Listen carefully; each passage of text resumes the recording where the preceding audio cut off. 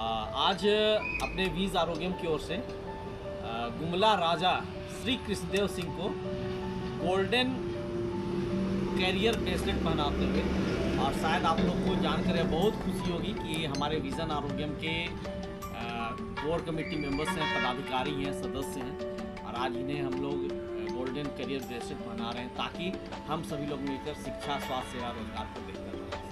बहुत बहुत धन्यवाद। अपने विजन की ओर से रहमान सर को शिक्षा, स्वास्थ्य सेवा, रोजगार हेतु अग्रणी भूमिका के निभाने के निमित्त आज हम लोग गोल्डन करियर ब्रेसलेट इनको पहना रहे हैं। ये हमारे विजन के सदस्य हैं और शानदार लीडर्स बनेंगे। Thank you. मित्रों नमस्कार। सर्वप्रथम मैं पूरे भारतवासियों को बहुत बहुत धन्यवाद और बधाई देता हूँ। आज हम लोग अपने साथ विजन स्टूडियो में, अपने साथ मैं आप लोग को बता दूं कि अपने साथ रहमान साहब हैं। इन्हें आप देख पा रहे हैं। ये गुमला ही नहीं बल्कि पूरे झारखंड ही नहीं बल्कि पूरे देश, राष्ट्रीय स्तर पे इनकी पहचान है। अरे हमारे साथ विजन स्टूडियो में आज आपका स्वागत है, अभिनंदन है। अरे जो अपना विजन स्टूडियो है आज ओपन स्टूडियो है, जिसमें हम लोग चाय पे चर्चा कर रहे हैं। और यहाँ पे हमारे बगल में बैठे हुए कृष्णदेव सिंह हैं, पूर्व जिला परिषद, और ये हमारे अनन्य मित्र हैं और गुमला जिला राजा हैं। तो आज आप लोग दोनों का अपने विजन स्टूडियो में स्वागत है। आज हम लोग चर्चा करेंगे देश के विकास पे, राष्ट्र के विकास पे, कि हम लोग राष्ट्र को विकसित राष्ट्र कैसे बना सकते हैं। तो रहमान सर, सबसे पहले तो मैं आपसे जानना चाहूँगा कि हम देश को विकसित बनाने की बात तो करते हैं, लेकिन हकीकत में हम कैसे बना पाएंगे? देखिए, विजन है अभी 100 साल पहले का हिंदुस्तान नहीं है, अभी न्यू इंडिया, इमर्जिंग इंडिया है।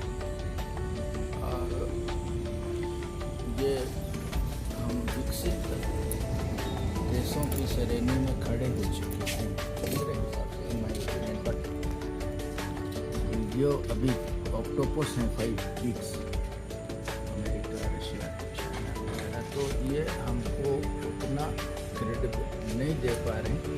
ये एक अलग तरह की जियोपॉलिटिकल है। लेकिन इंडिया अभी एज ए इमर्जिंग पावर उभर रहा है। तो लेकिन एक चीज़ जो हमारे यहाँ आर्थिक असमानता है, उसको पाटना होगा। सही है। और हम समझते हैं कि मिश्रा जी का जो विज़न है कि हम हर कोई, ऐसे भारत सरकार का भी है सबका साथ सबका विकास, लेकिन प्रैक्टिकली सबका विकास नहीं हो पाया है। ये बहुत बिटर ट्रूथ है। तो मिश्रा जी का जो विज़न मुझे बड़ा प्रभावित करता है कि सबको लेके सबको एक प्रोग्राम बदलाना चाहिए। तो ऐसे each and every remote rural area से लोग एक अच्छी ज़िंदगी की तरफ मुड़ेंगे, तो निश्चित रूप से इंडिया विकसित राष्ट्र, 2030 विज़न जो है, उससे बहुत पहले हम लोग को दुनिया एक्सेप्ट करना शुरू कर देंगे विकसित राष्ट्र के तौर पर। चलिए, बहुत बहुत धन्यवाद, आपकी बातें समझ में आ गई। अब मैं सेकेंड में मैं हम केडियन सिंह से जानना चाहूँगा कि हम भारत को विकसित राष्ट्र में कैसे तब्दील कर सकते हैं। हम सभी पहले अपने स्वास्थ्य को ठीक करें, नियमित रूप से स्वास्थ्य पर ध्यान दें ताकि हम पे वो ऊर्जा बची रहे कि एक एक व्यक्ति मिलकर ही भारत को अंतर्राष्ट्रीय स्तर पर पहुंचा सके।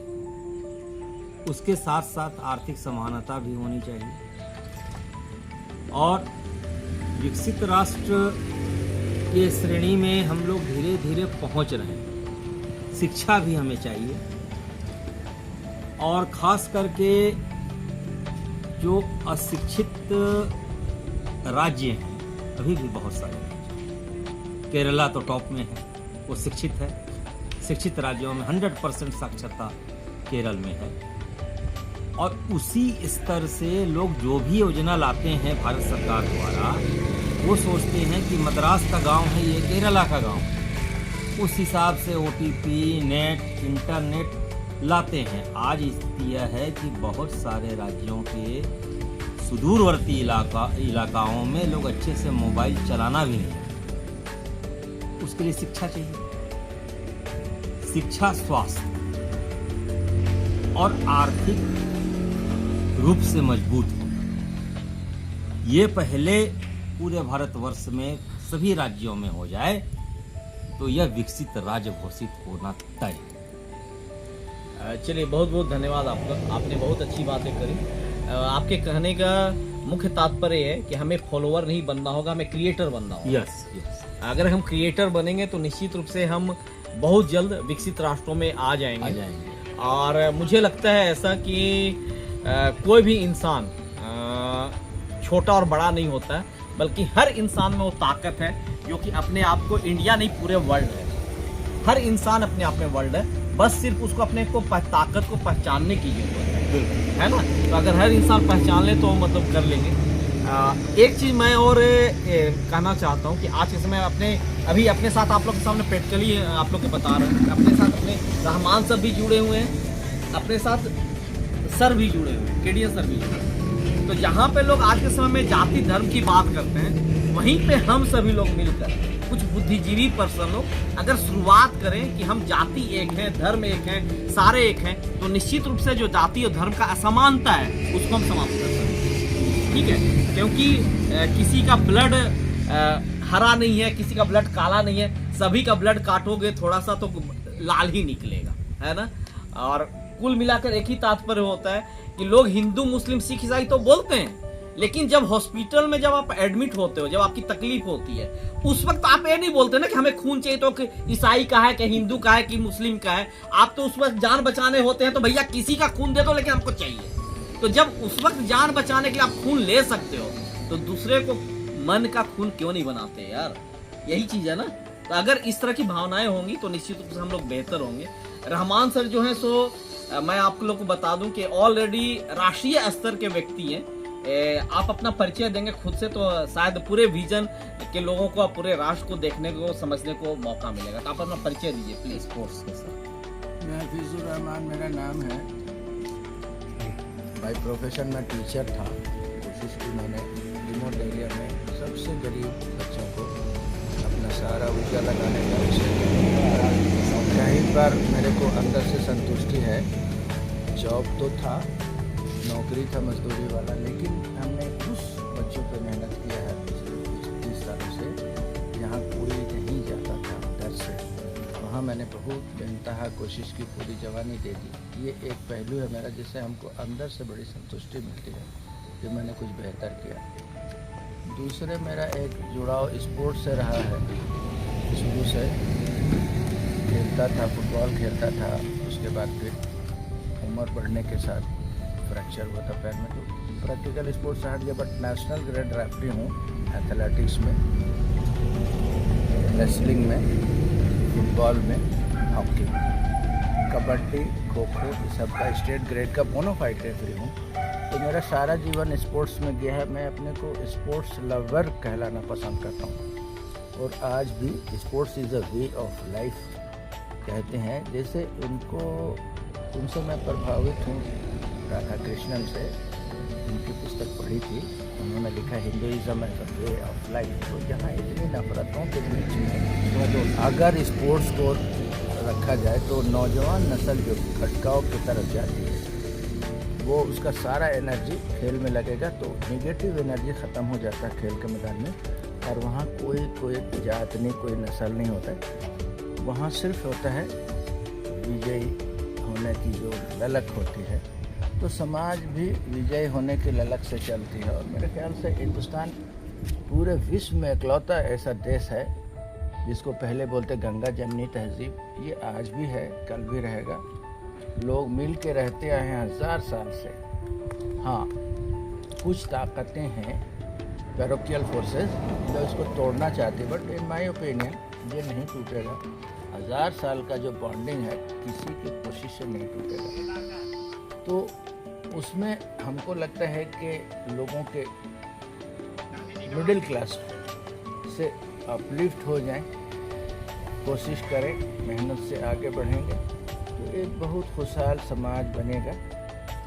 और स्पोर्ट्स की तरफ आज भी मैं देखता हूँ इतने सालों के बाद कि अपर क्लास जो हैं, जिसके पास परचेज पावर है वो स्पोर्ट्स में नहीं आता।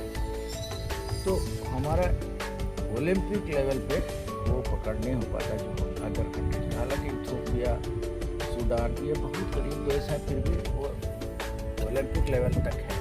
हमारे यहाँ ये कमी है। ये कमी अगर दूर हो जाए तो मेरे ख्याल से हमको लगता है कि हम ही लोग जो से इसमें जो है नीति नियंत्रण उसका इसमें ध्यान नहीं है। अप टू मार्क तक साई बना था स्पोर्ट्स अथॉरिटी ऑफ इंडिया, लेकिन भी अप टू मार्क रिजल्ट नहीं आया। तो हमारे यहाँ का खुशहाल तबका, उनके बच्चे अगर स्पोर्ट्स में आएंगे, करप्शन पे नहीं बोलना चाहता हूँ क्योंकि गवर्नमेंट ऑफ इंडिया या कोई भी स्टेट गवर्नमेंट बहुत सारा फंड देती है, लेकिन वो कहीं अलग जगह में चला जाता है। उस पर हम लोग नहीं चर्चा करेंगे, तो उस पर नहीं बात करते हैं। हम लोग चाहते हैं पॉजिटिव। तो हमारे ये जो तबका जो उभर रहा है अभी, जो एक विज़न लेके चला है कि हम पहले थे विश्व गुरु थे, आज भी विश्व गुरु हैं, लेकिन कुछ ये समाज तोड़ का नासिर है जिनकी वजह से है, ऐसा कुछ नहीं है। मैं ऑल ओवर इंडिया के साथ चक्कर लगा, हमको कहीं ऐसा नज़र नहीं है। कुछ मुट्ठी भर लोग हैं जो उनका खाद पानी नफरत है, नफरतों से कुछ नहीं होता। चलिए बहुत बहुत धन्यवाद, आपने बहुत अच्छी बातें करी। अपने साथ यहाँ पे जैसा आप देख रहे हैं हमारे मित्र केडी सिंह है, केडियन सिंह। ये पूरे गुमला नहीं, झारखंड नहीं, बल्कि पूरे इंडिया इनको जानता है। गुमला जिला के राजा हैं, और राजा इसलिए कि मैं जब भी जाता हूँ ना तो इनके पास 10-15 आदमी लोग बैठे रहता है। हुजूर कुछ दे दीजिए, हुजूर कुछ चाहिए, तो हमारी बेटी का शादी है, तो हमारा ये प्रॉब्लम है गांव में, तो फुटबॉल मैच कराना है।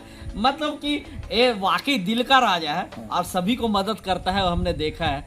तो मैं चाहूँगा खुद से अपना बड़ाई करना अच्छी बात नहीं, लेकिन मैं चाहूँगा कि अपना परिचय खुद से हमारे मित्र, हमारे पूरे भारतवासियों को दें, ताकि मतलब कि लोग समझ सके कि अपना क्या उद्देश्य है।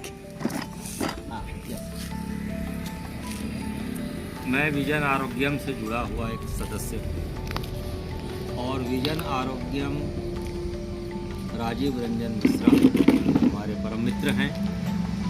उनके द्वारा पूरे भारत में स्वास्थ्य, शिक्षा एवं आर्थिक उत्थान के लिए प्रयासरत हैं। और अभी इन्होंने लखनऊ में अपना एक बड़ा सा सेंटर खोला है। थेरेपी भी देते हैं।